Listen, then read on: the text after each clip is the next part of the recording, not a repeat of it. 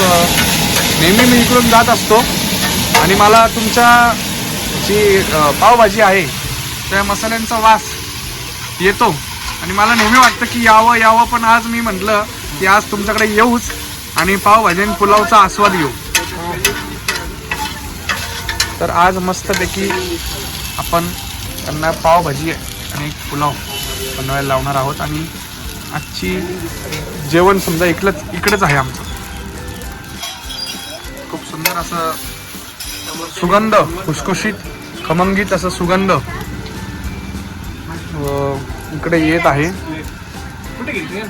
आणि मला वाटतं की शेवटची प्लेट आमची आहे ना दादा? हो शेवटचीच प्लेट आमची आहे, परंतु त्यांना म्हटलं की आम्हाला पुलावची टेस्ट घ्यायची त्यामुळे होऊन जाईल. तर आता आपण कसे आहे